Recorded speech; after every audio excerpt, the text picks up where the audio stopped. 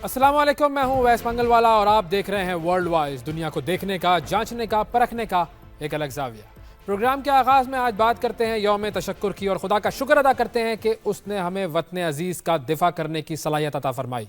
खुदा का शुक्र अदा करते हैं कि हमें दुश्मन को मुंह तोड़ जवाब देने की सलाहियत अता फरमाई रब्बुल इज़्ज़त ने। और आज दुआ भी करते हैं कि जब कभी भी ऐसा कोई मरला आए कि जिसमें कोई दुश्मन हमारी तरफ मैली आंख से देखे तो अल्लाह ताला हमें उस वक्त भी ये सलाहियत अता फरमाए कि हम उसे मुंह तोड़ जवाब दे सकें। आगे बढ़ते हैं और सबसे पहले प्रोग्राम में देखते हैं आज की टॉप स्टोरीज। ट्रंप का मशरिक़ वुस्ता का दौरा, खरबों के मुआहदे इसराइल को तस्लीम करने की गूंज। रूस यूक्रेन अमन मुज़ाकरात के लिए इस्तांबुल में कोशिशें। न्यूजीलैंड में हाका एहतजाज करने वाले अरकान पार्लियामेंट को मुअत्तल करने की सिफारिश। बरतानिया में वर्क परमिट और वीजा कवानीन में बड़ी तब्दीलियां, पाकिस्तान पर क्या असर होगा। और पीएसएल का मेला फिर से सज गया, गैर मुल्की खिलाड़ियों की भरपूर वापसी। और ट्रंप के यूएई आमद पर सफेद लिबास में जुल्फे लहराती खवातीन का रक्स क्यों। जी, ये थी टॉप स्टोरीज और अब बढ़ते हैं खबरों की तफसील की तरफ। सबसे पहले बात करते हैं जी न्यूजीलैंड की, और न्यूजीलैंड के ऐवान की ये वीडियो आपको याद होगी। अब आप सब ने ये एहतजाज ज़रूर देखा होगा। आइए आपको ज़रा ये वीडियो दिखाते हैं, फिर बताते हैं कि ये जो एहतजाज करने वाले अरकान पार्लियामेंट थे उनके साथ अब क्या होने जा रहा है।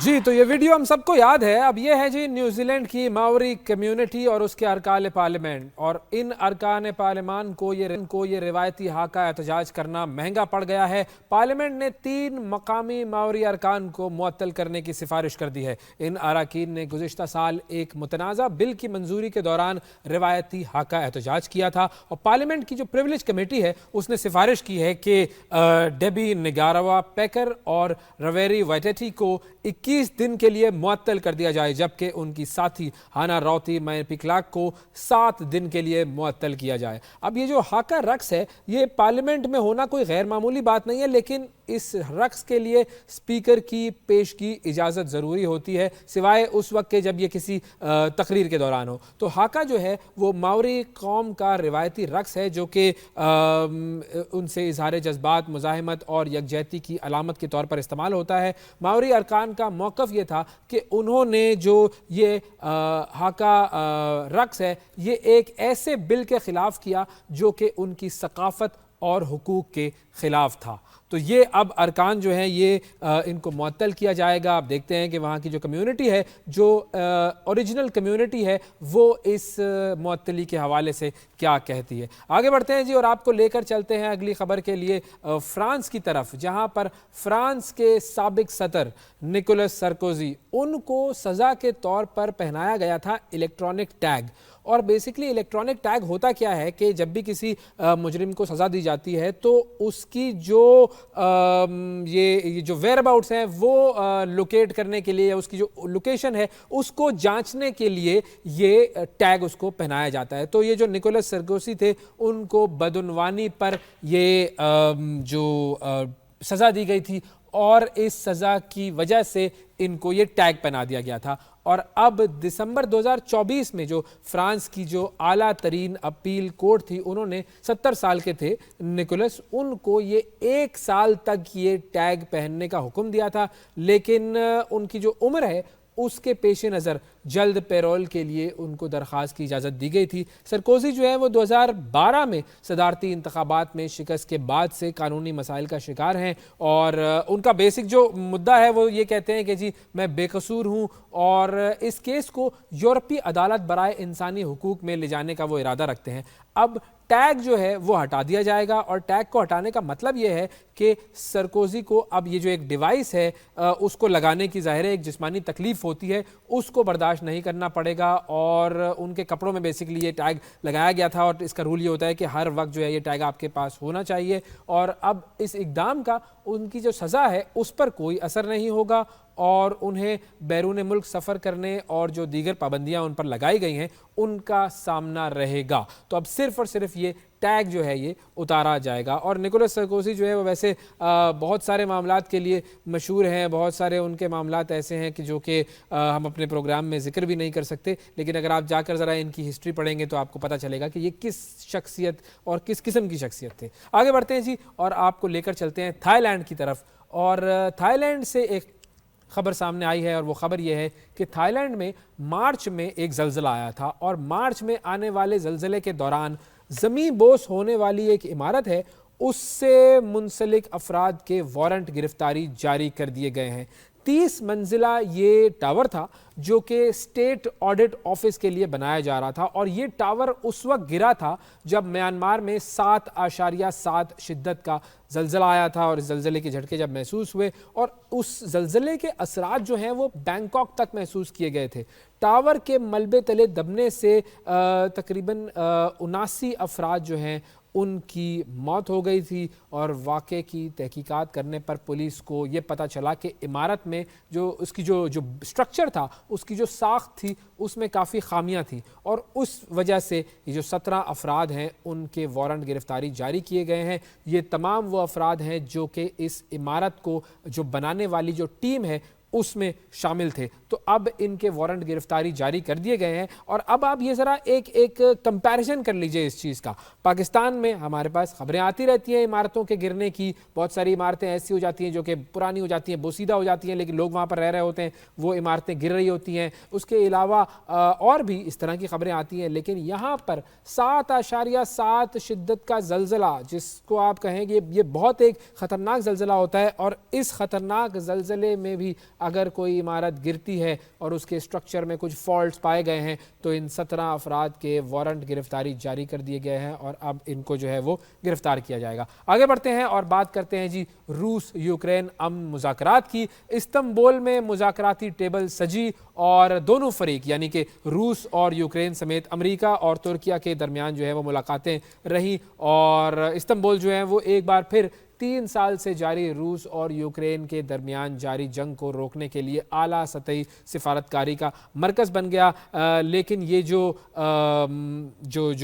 مذاکرات ہوئے یہ مذاکرات صرف اور صرف 2 گھنٹے میں ہی ختم ہو گئے اور ان مذاکرات کے ختم ہونے کی جو وجہ سامنے آئی ہے وہ وجہ یہ سامنے آئی ہے کہ یوکرین جو ہے اس نے یہ کہا ہے کہ روس کی جانب سے جو شرطیں پیش کی گئی ہیں وہ شرطیں ہم نہیں مانتے اور یہ بہت ہی ایک ایسی شرطیں ہیں کہ جو کہ ناقابل عمل ہیں. اور یوکرین کے مطابق روس جو ہے وہ یوکرین سے یہ کہہ رہا ہے کہ وہ اپنے ہی علاقوں سے پیچھے ہٹ جائے, یعنی یوکرین کے جو علاقے ہیں وہ علاقے یوکرین چھوڑ دے اور وہ علاقے چلے جائیں گے روس کے پاس. تو یہ ڈیمانڈ جو ہے وہ بقول جو یوکرین کے جو ترجمان ہیں ان کے یہ ڈیمانڈ آئی ہیں روس سے. اور یوکرینی صدر جو ہے وہ ولادیمیر زیلنسکی انہوں نے یہ کہا ہے کہ ان کی ترجیح یہ ہے کہ مکمل جنگ بندی ہو, غیر مشروط جنگ بندی ہو, تاکہ مستقل طور پر جنگ سے ہونے والی جو ہلاکتیں ہیں ان کو روکا جا سکے. اب یہ ایک طریقے سے پہلا جو راؤنڈ ہے یہ تو ختم ہو گیا ہے.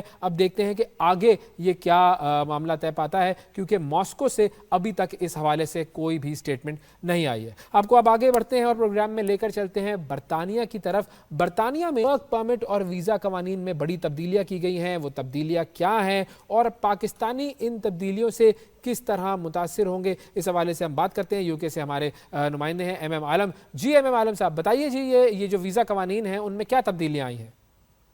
جی ہاں, برطانیہ نے ویزا پالیسی میں بہت ساری تبدیلیاں کی ہیں.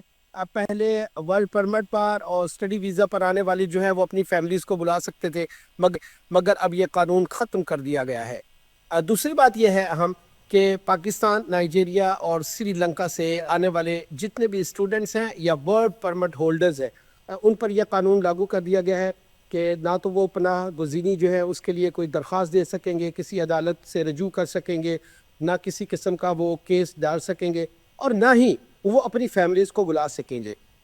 خاص طور پر بہت زیادہ جو سفر کر رہے ہیں وہ پاکستان کی وہ اسٹوڈنٹس ہیں جو پریگننٹ خواتین ہیں. وہ یہاں پر جب شارٹ کورسز پر آ رہی ہیں تو چونکہ 6 ماہ کا اسٹڈی ویزا نہیں ان کو دیا جا رہا, ان کو وزٹ ویزا دیا جا رہا ہے, جبکہ وہ اسٹڈی کے لیے آ رہی ہیں اور یونیورسٹیز میں وہ اپنے شارٹ کورسز کی فیسز جمع کروا کر یہاں پر آتی ہیں کہ ان کا جو میڈیکل کا چیک اپ ہے اس میں بہت زیادہ مشکلات درپیش ہیں اور ان کو بڑی بھاری فیسیں جو ہے وہ ادا کرنی پڑتی ہیں ڈاکٹرز کے چیک اپ کے لیے اور ٹیسٹوں کے لیے. تو اس طرح جو ہے برطانیہ نے جو ویزا پالیسیز میں تبدیلیاں کی ہیں یہ متوقع بھی تھی. خاص طور پر بریگزٹ کے بعد بہت زیادہ پاکستانی کمیونٹی جو ہے اس میں یہ بات چل رہی تھی کہ آنے والے وقتوں میں پاکستان پر خاص طور پر اور دوسرے جو ممالک ہیں ان پر عام طور پر ویزا پالیسیز جو ہیں وہ بڑی تبدیلیاں اس میں لائی جائیں گی اور وہی ہوا جس کا ڈر. بہت شکریہ ادا کریں گے جی. ایم عالم صاحب ہمارے نمائندے ہمارے ساتھ موجود تھے برطانیہ سے اور بات ہو رہی تھی کہ کس طرح کی جو ویزا پالیسیز ہیں اس میں تبدیلیاں لے کر آ رہا ہے برطانیہ اور ان سے جو پاکستانی ہیں وہ کس طریقے سے متاثر ہو رہے ہیں. تو اب بات کرتے ہیں کچھ کرکٹ کی. PSL 10 کا میلہ ایک مرتبہ پھر سجنے کو ہے اور وہ جو ایک ٹینشن والا معاملہ چل گیا تھا کہ پاکستان بمقابلہ بھارت جنگ کی جو فضا بنی ہوئی تھی جس کے حوالے سے آج ہم یوم تشکر منا رہے ہیں اور ہم نے دنیا کو بتا دیا کہ ہم کس طرح اپنے وطن کا دفاع کرنا جانتے ہیں. تو بہرحال اس معاملے کے بعد کل سے پاکستان سپر لیگ 10 کا آغاز ہو رہا ہے. بہت سارے جو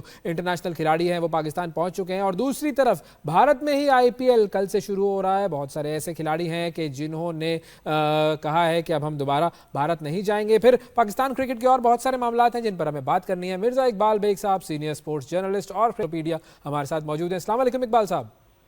وعلیکم السلام. بہت بہت شکریہ اویس صاحب کا. اقبال صاحب تھینک یو سر. آپ نے بھی وقت نکالا. آپ ہمارے ہمیشہ جو ہے وہ آپ ہمیں عزت دیتے ہیں, ہمارے پروگرام کی عزت بڑھاتے ہیں.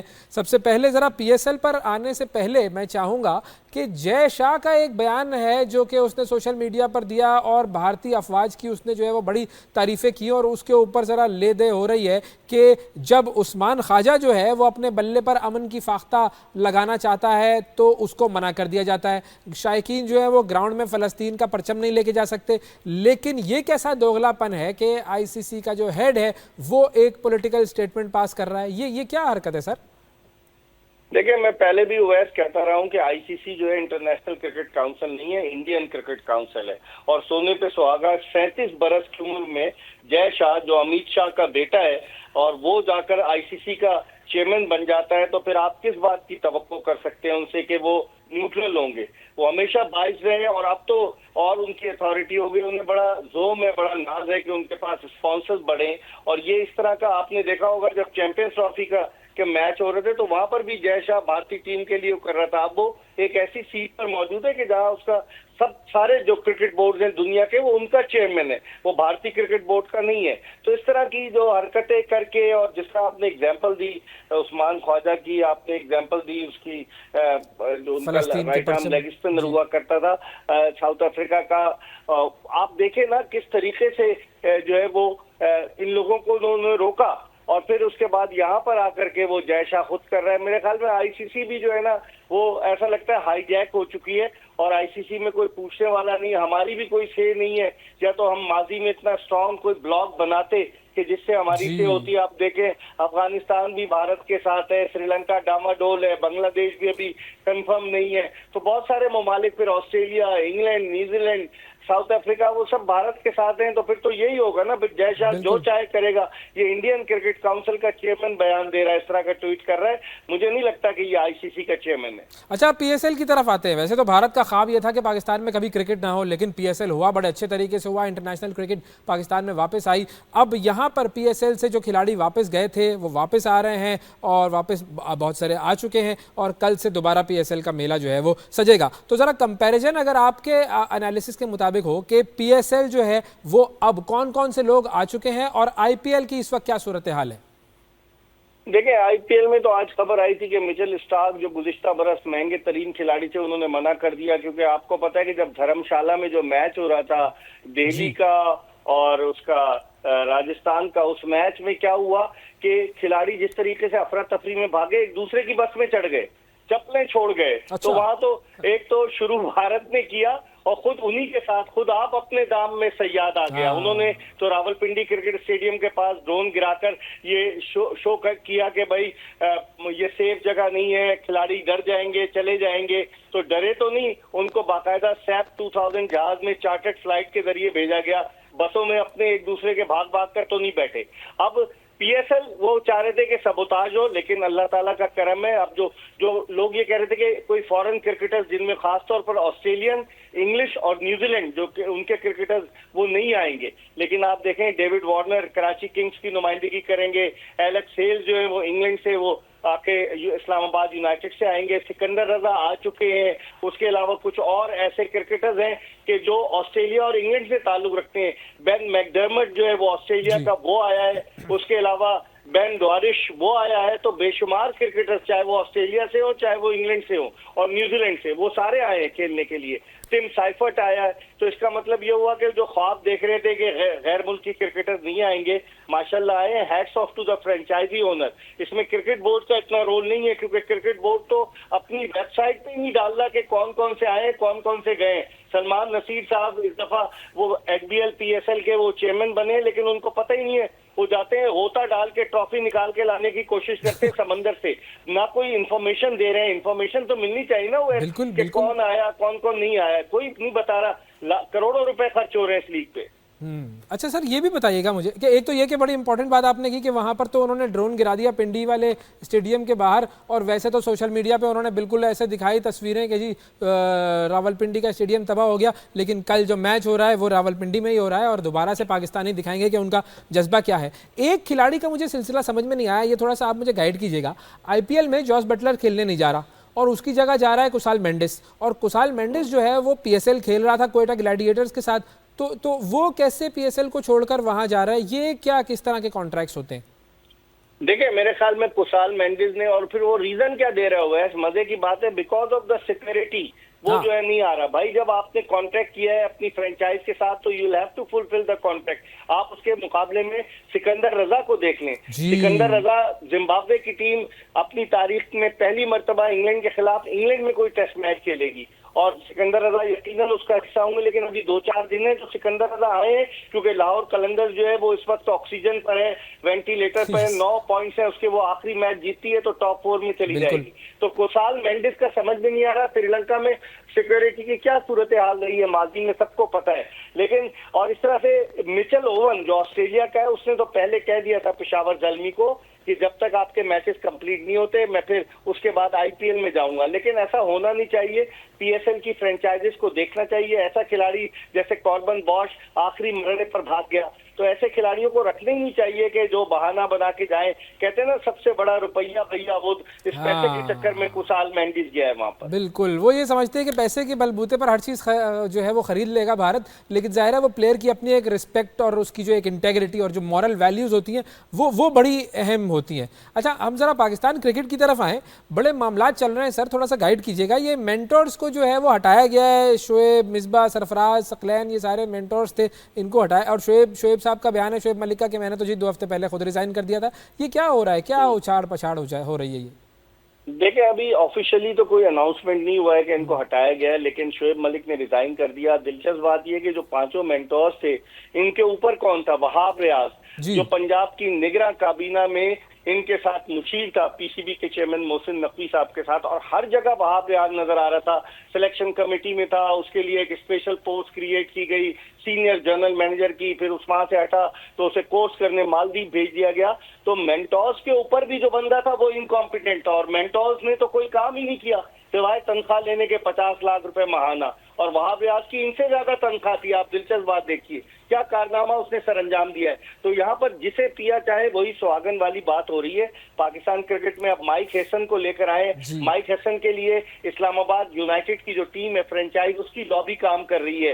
हसन चीमा जो सेलेक्टर हैं, रेहान उल हक जो माजी में पाकिस्तानी टीम के मैनेजर रह चुके हैं, फिर उसी इस्लामाबाद यूनाइटेड से शादाब खान का भी ताल्लुक है, उसी इस्लामाबाद यूनाइटेड से सलमान अली आगा का भी ताल्लुक है। तो एक ही फ्रेंचाइज को आप ओबलाइज कर रहे हैं। माइक हैसन सिर्फ एक फर्स्ट क्लास मैच खेला है ओएस, ठीक है, न्यूजीलैंड का कामयाब कोच था, लेकिन उसके अलावा उसने किन टीमों की कोचिंग की? उसने कीनिया की कोचिंग की और अर्जेंटाइन की कोचिंग की। तो आप अंदाजा लगाएं कि एक हाई प्रोफाइल टीम के साथ वो वाबस्ता हो रहा है और अपनी शराइत लेकर आ रहा है। मेंटोर्स को गालिबन इसीलिए फारिग किया जा रहा है, अभी तक नहीं कोई कंफर्म इत्तला आई, लेकिन किया जा रहा है कि मिसबाउल हक जो है वो उम्मीदवार है रेड बॉल क्रिकेट के हेड कोच के। और सरफराज अहमद के बारे में कहा जा रहा है उनको सिलेक्शन कमेटी में लाया जाएगा। लेकिन 6 फरवरी 2024 के बाद से, जब से मोहसिन नकवी साहब ने क्रिकेट के मामला संभाले, ایڈمنسٹریٹولی اپنی جگہ, لیکن کرکٹ کی چیزیں جو ہیں وہ اٹھک پٹک ہو رہی ہے. اویس کبھی کپتان بدل جاتا ہے, کبھی کوچ بدل جاتے ہیں, کبھی سلیکٹر بدل جاتے ہیں, کبھی مینٹور آ جاتے ہیں, کبھی چیمپئنز کپ ہوتا ہے, کچھ نہ کچھ ہوئے جا رہا ہے. تو یہ ان کو اس طرف دیکھنا ہوگا کیونکہ پاکستان کرکٹ اسٹیبل نہیں ہے. اب آپ دیکھیں نا 8ویں نمبر پر ہے آپ کی ٹیم T20 رینکنگ میں, جو ایک زمانے میں سرفراز کے دور میں ٹاپ پر ہوا کرتی تھی. تو کہاں چلے گئے؟ آپ کی پرفارمنس بالکل ڈاؤن ہے اور آپ کے معاملات کرکٹ کے درست سمت میں نہیں جا رہے. تو یہ جو اب نئے کوچ صاحب آئے ہیں, ان کی کیا ڈیمانڈ یہ بھی ہے کہ عاقب جاوید صاحب سے بالکل دور رکھا جائے کرکٹ کو؟ نہیں, یہ تو آتے ہی کل چلے گئے لاہور میں نیشنل کرکٹ اکیڈمی میں, جہاں عاقب جاوید کو جو ہے انہوں نے نیشنل کرکٹ اکیڈمی کا ڈائریکٹر بنایا. وہاں ان کی ملاقات ہوئی اور پی سی بی نے پریس ریلیز میں کہا کہ یہ عاقب جاوید کے ساتھ مل کر چلیں گے. اب دیکھنا یہ کہ یہ کوچ کتنے عرصے چلتے ہوئے ہیں. آپ نے دیکھا 1 سال میں یہ تیسرے کوچ ہیں. گیری کرسٹن آئے, اس کے علاوہ جیسن گلیسپی آئے, اور پاکستان میں کوچز کا بڑا سخت تجربہ رہا ہے جو غیر ملکی کوچز ہیں, چاہے رچرڈ پائبس ہو, جیفری لاسن ہو, ڈیو واٹمور ہو, جہانی باب المر تو پہلے ہی چلے گئے دنیا سے, پھر اس کے علاوہ مکی آرتھن ہو, گرانٹ بریڈبرن ہو, سب کا تجربہ جو ہے بڑا تلخ رہا ہے. تو اب دیکھتے ہیں مائک ہیسن اگلا شکار ہوتے ہیں, لائن میں لگے, ٹوکن لیا ہے کہ نہیں لیا, تو یہ دیکھنا پڑے گا. فائنلی آخری سوال سر آپ سے, شان مسعود ریپلیس ہو رہے ہیں ٹیسٹ کیپٹن کے طور پر؟ یہ لابی خبریں اڑا رہی ہے کہ مصباح اگر ہیڈ کوچ بنیں گے تو شان مسعود کو ہٹایا جائے. ان کو جب سینٹرل کانٹریکٹ دیا گیا تھا تو اس میں یہ لکھا گیا تھا سبجیکٹ ٹو کیپٹنسی. تو شان مسعود کے ساتھ زیادتی ہوگی. ابھی تو خیر کوئی سیریز نہیں ہے نزدیک میں, لیکن وہ جو لوگ مشورے دیتے ہیں نا, جو شاہ سے زیادہ شاہ کے وفادار ہوتے ہیں, جو چاہتے ہیں کہ بس ہمیں سب کچھ آتا ہے, کیونکہ نقوی صاحب اتنے مصروف ہیں, وفاقی وزیر داخلہ بھی ہیں, پی سی بی کے چیئرمین بھی ہیں, وہ اتنا وقت نہیں دے پا رہے. جو ان کے مشیر ہیں جو ذاتی مفادات کے لیے ملکی مفادات کو جو ہے نقصان پہنچا رہے ہیں, وہی مشورے دے رہے ہیں. میرے خیال میں شان مسعود کو کپتان رہنا چاہیے, کوئی اتنا برا نہیں ہے وہ کہ آپ اس کو ایک دم سے ہٹا دیں. تو سعود شکیل کو خوش ہونا چاہیے یا نہیں ابھی؟ کس کو؟ سعود شکیل کو ابھی خوش ہونا چاہیے یا نہیں؟ ارلی ہے ابھی. وہ بھی ٹوکن لیں گے, اگلی لائن میں لگیں گے. آپ کو بتا دوں کون کون کپتان رہا پاکستان کا: شان مسعود, محمد رضوان, اس کے علاوہ شاہین شاہ افریدی, بابر اعظم, سلمان علی آغا, بے شمار کپتان ہم نے آزمائے. تو شاید شان مسعود بھی بیچارہ اس لائن میں آ جائے.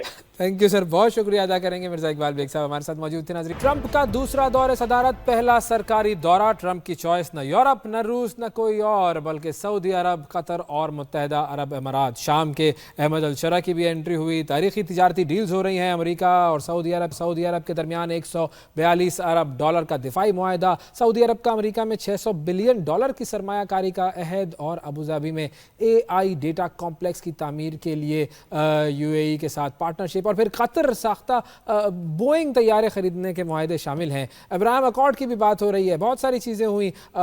فلسطین کا ذکر جو ہے وہ بہت ہی کم ہوا. بہرحال ایک چھوٹی سی رپورٹ اس پر دیکھتے ہیں اور پھر اس کے بعد واپس آتے ہیں. احمد قریشی صاحب ہمارے ساتھ موجود ہیں, صحافی ہیں, اینالسٹ ہیں. ان سے ہم بات کریں گے اس دورے کے جو امپیکٹ ہے امریکہ پر اور مڈل ایسٹ پر, اس کے حوالے سے بات ہوگی. ایک چھوٹی سی رپورٹ دیکھتے ہیں پہلے. جس وقت امریکہ کے صدر ڈونلڈ ٹرمپ مشرقی وسطیٰ کے دورے پر ہیں, اس دوران اسرائیل کی طرف سے غزہ کے نہتے بے گناہ شہریوں پر بمباری میں بھی شدت آ گئی ہے. گزشتہ 48 گھنٹوں میں اسرائیل کی بمباری میں 180 سے زائد فلسطینی شہید ہو چکے ہیں. امریکی صدر کے اس تاریخی دورے کے دوران سعودی عرب کی طرف سے خطے میں امن کی خواہش کا اظہار کیا گیا. کویت کے امیر نے بھی 1967 کے بارڈرز کے تحت مسئلے کے حل کی بات کی, اور قطر کے امیر نے ٹرمپ سے اس ناحق بہتے خون کو روکنے کے لیے گزارش کی. جس وقت ڈپلومیسی سے اسرائیل کی طرف سے غزہ کے معصوم بے گناہ شہریوں پر مسلط کی گئی جنگ کو روکنے کی بات ہو رہی تھی, اسی وقت اسرائیل کی بمباری سے لگنے والی آگ اور اس کے اٹھتے شعلے کچھ اور ہی کہانی سنا رہے تھے. درجنوں فلسطینی اس وقت زندہ جلا دیے گئے جس وقت وہ پناہ گزین کیمپوں میں رات کو سو رہے تھے. حملے کے فوری بعد زخمی بچوں اور خواتین کو اسپتال پہنچایا گیا. اس سے ایک روز قبل اسرائیل نے یورپین اسپتال پر بھی بمباری جاری رکھی اور بنکر بسٹر بموں کا بھی استعمال کیا گیا. زمین پھٹی, آگ کے شعلے بھڑکے اور انسانی جانوں کو نگل گئے. اسرائیل نے دعویٰ کیا کہ اس نے حماس کے کمانڈ سینٹر کو نشانہ بنایا ہے, جبکہ دراصل اس نے اسپتال کو ٹارگٹ کیا, وہ بھی بنا کوئی ثبوت پیش کیے. جی, رپورٹ آپ نے دیکھی ہے. احمد قریشی صاحب سے بات کرتے ہیں. السلام علیکم احمد صاحب. وعلیکم السلام Awais, good to be with you. Sir thank you, بہت شکریہ آپ کا، کافی عرصے کے بعد آپ سے بات ہو رہی ہے live on air. Interesting choice.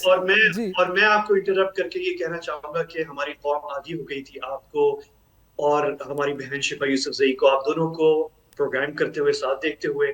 تو یہ بھی اچھا لگ رہا ہے کہ آپ بھی ایک بہت اعلیٰ اور نفیس پروگرام کر رہے ہیں اور شفا بھی کر رہی ہیں. So it's good to see you. Thank you sir, thank you, بہت شکریہ، محبت ہے آپ کی.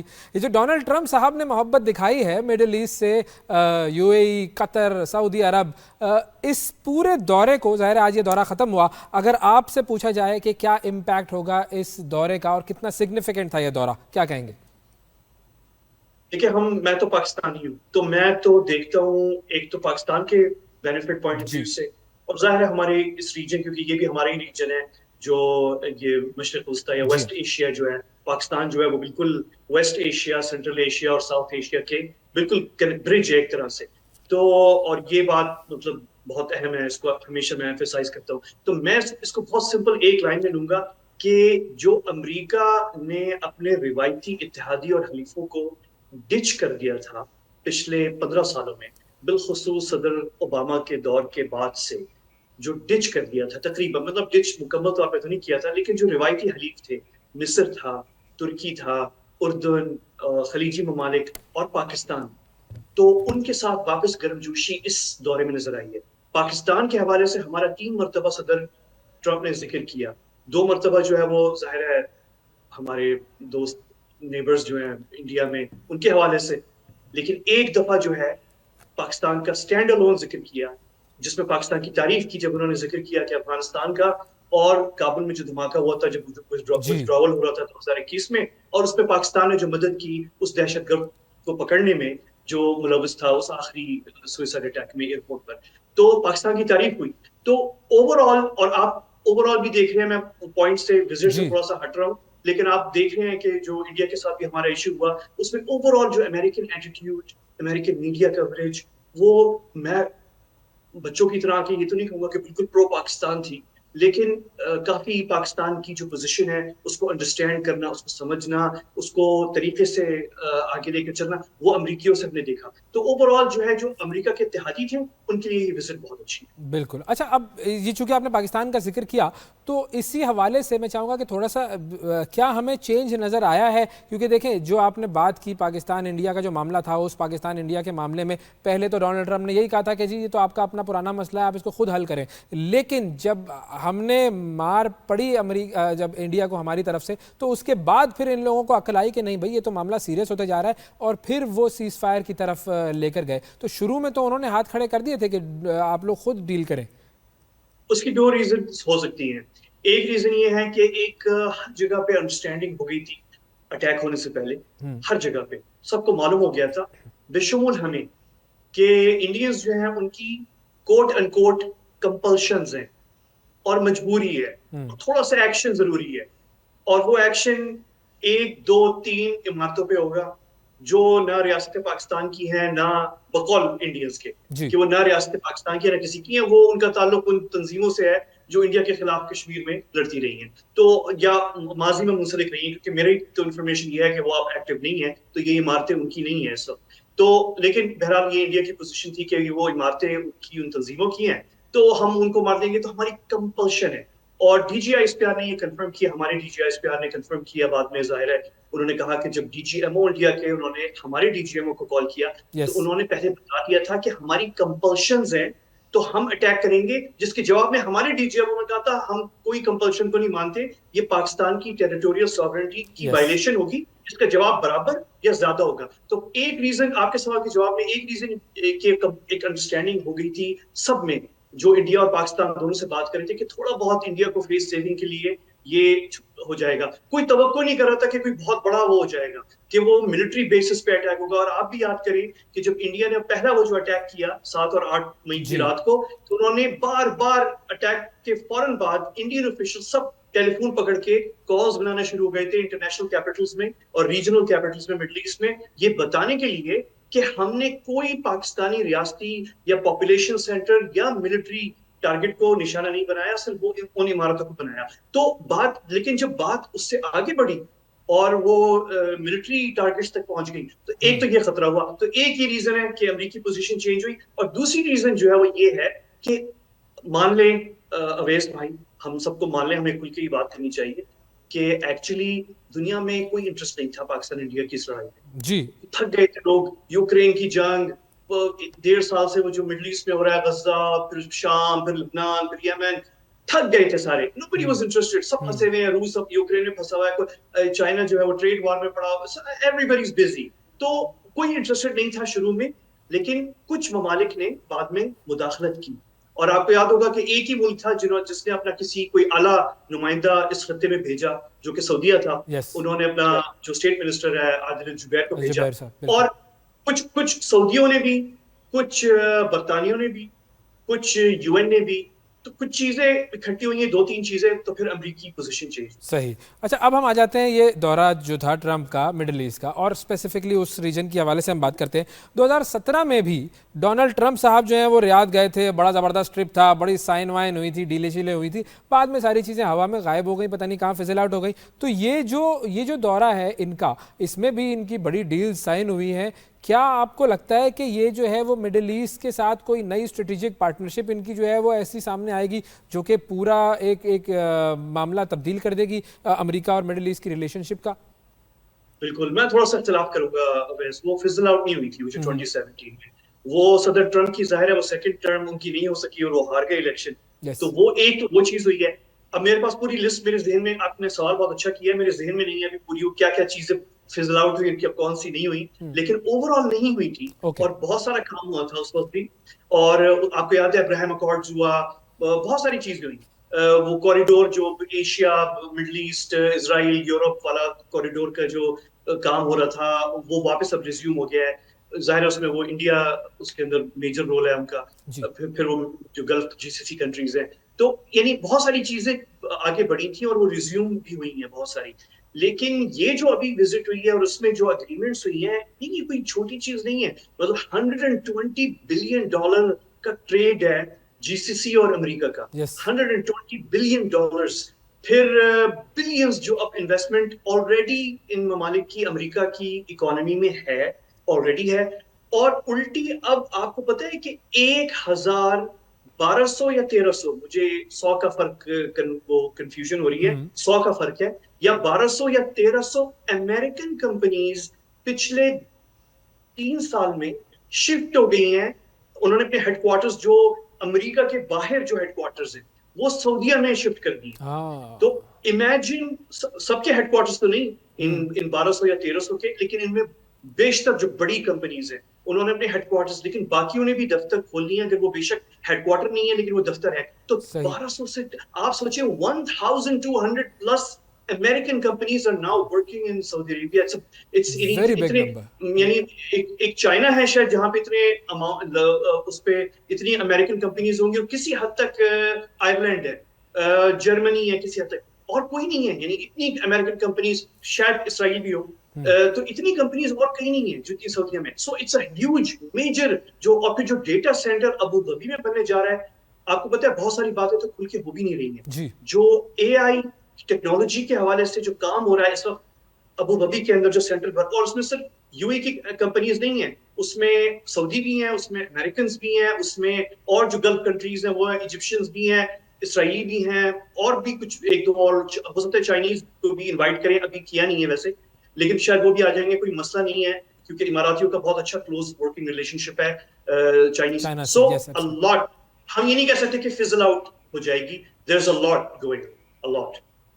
بالکل ٹھیک. بہت شکریہ ادا کریں گے, احمد قریشی صاحب ہمارے ساتھ موجود تھے. اور ڈونلڈ ٹرمپ کا جو مڈل ایسٹ کا دورہ تھا اس میں ڈونلڈ ٹرمپ کیا اچیو کرے گا, اور اس میں جو مڈل ایسٹ کا ریجن ہے اس کی طرف سے جو ہے وہ کیا فائدہ ہوگا, اس ریجن کو کیا فائدہ ملے گا. اور پھر پاکستان اور بھارت کے حوالے سے بھی بات ہوئی. اور جاتے جاتے ذرا ایک اور بات آپ سے کرنی ہے مجھے جی. ڈونلڈ ٹرمپ صاحب جب ابو ظبی پہنچے تو یہ کچھ مناظر ہے جو میں آپ کو دکھانا چاہوں گا.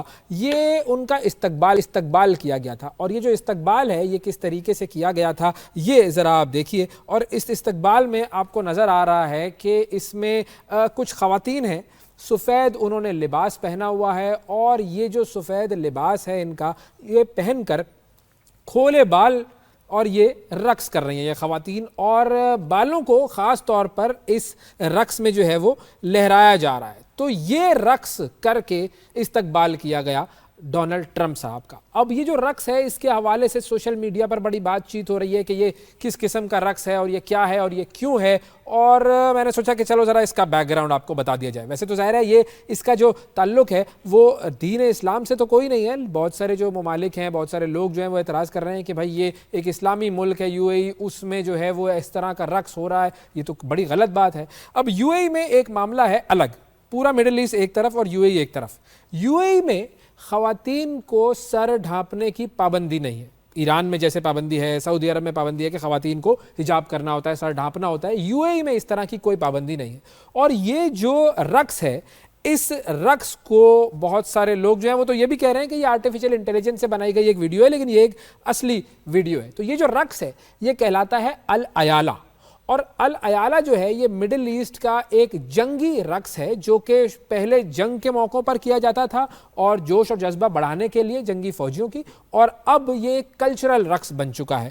اور یونیسکو نے 2014 میں اس رقص کو ثقافتی ورثہ بھی قرار دیا تھا، اور یونیسکو نے یہ کہا تھا کہ جی یہ ایک کلچرل جو ہے وہ ایک بڑی امپورٹنٹ چیز ہے اس ریجن کی۔ اور اکثر اوقات جو ہے وہ اس طرح کے رقص جو ہیں وہ ہوتے ہیں، اور بڑی بڑی جو تقریبات ہوتی ہیں ابوظہبی میں، مڈل ایسٹ میں، خاص طور پر یو اے ای میں، تو وہاں پر ہم دیکھتے ہیں کہ مرد جو ہیں ان کے پاس تلواریں ہوتی ہیں اور تلوار نما یا تو پھر کوئی چیز ہوتی ہے، اور خواتین جو ہیں وہ اس طرح سے رقص کر رہی ہوتی ہیں، بال کھول کر بال لہرا رہی ہوتی ہیں، اور اس طریقے سے اپنی جو بڑی بڑی اوکیزنز ہیں ان کو سیلیبریٹ کرتے ہیں یہ لوگ، یا پھر بڑے جو گیسٹ ہوتے ہیں ان کا استقبال کرتے ہیں۔ اب ایک طرف یہ رقص ہو رہا ہے اور دوسری طرف ہو رہا ہے فلسطین میں موت کا رقص، اسرائیلی بمباری جاری ہے، اور صرف اگر جمعے کے دن کی ہی بات کریں تو جمعے کے دن 100 سے زائد لوگ شہید کیے جا چکے ہیں۔ وہ رقص کب رکے گا؟ یہ پورا مڈل ایسٹ ایک طرف، سعودی عرب، یو اے ای، قطر، یہ سب لوگ باتیں تو کرتے ہیں کہ اس مسئلے کو حل ہونا چاہیے، لیکن پریکٹیکلی اس مسئلے کو حل کرنے کے لیے ابھی تک کچھ نہیں ہوا ہے، اور یہ تمام ممالک، سعودی عرب، قطر اور یو اے ای، یہ سب جو ہیں وہ ڈونلڈ ٹرمپ سے ہاتھ ملا رہے ہیں، ٹریڈ کر رہے ہیں، اور ہم سب جانتے ہیں کہ ڈونلڈ ٹرمپ نے کس طریقے سے اسرائیل کی پشت پناہی کی ہے غزہ میں قتل عام میں۔ اللہ تعالیٰ ہمارے حال پر رحم فرمائے۔ پروگرام میں اتنا ہی، آپ سے اگلے پروگرام میں پھر ملاقات ہوگی۔ اللہ حافظ۔